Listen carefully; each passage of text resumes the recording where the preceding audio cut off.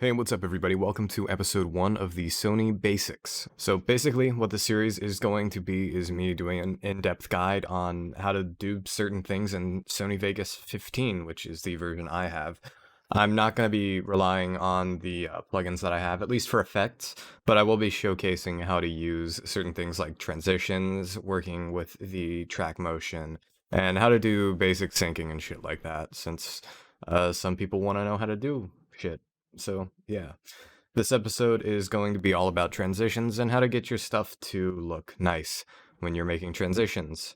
One thing I want to start off with is when you're dragging in your clips, you want to have 2 audio channels. Now, the reason for this is that you'll want your music, whatever you're going to use for the montage or whatever.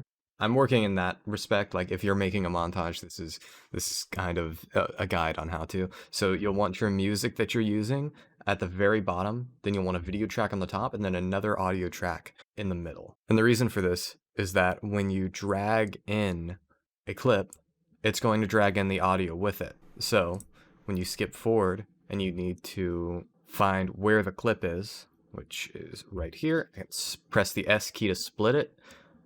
And now we've got just the clip that we need.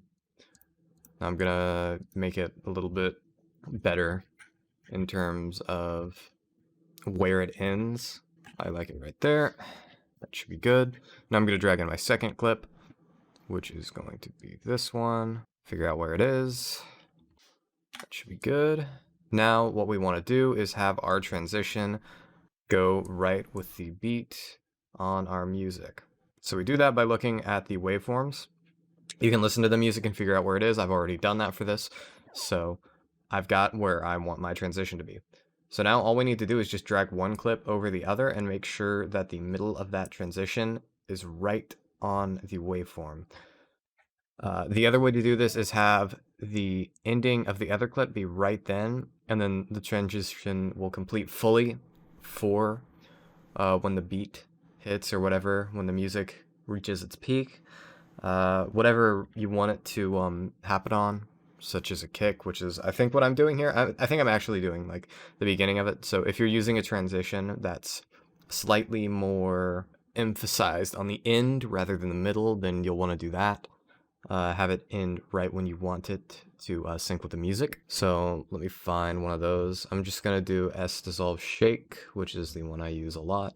If you don't have Sapphire plugins, there's a lot of tutorials on how to get those. I'm not endorsing getting them, but they're out there. So let me find it. I think I'm in transitions. S Dissolve Shake. I don't really bother with changing up settings in this. I have mine already pre-configured with how I like my stuff. I'm pretty sure that's even default. I don't think I've changed it since then.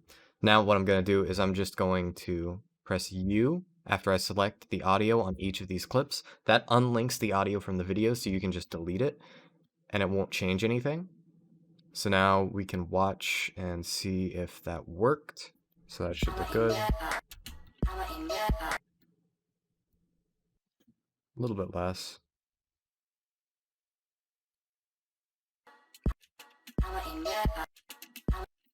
A little bit longer in this clip. That should be good. And that's how to get like just a decent looking transition synced with music. Find out where you want it in the song and then get the transition to basically look how you want it. Actually, I can make this like a little bit smoother. Just select however much of the clip you want on this like bar up here. Right click and do selectively pre-render video. Now you're not going to want to render this in what you normally render videos in, which is an MP4 format. What you want to do is go to Sony MXF and select one of the 1920 or even 720 by 60p, and that'll be 60 FPS and 720, which you won't need more than that for such a small window. So now you can watch it, and it should usually be smoother.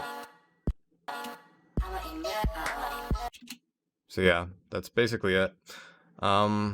Next tutorial is going to be on kick zooms and working with the track motion stuff. So yeah, thanks for watching.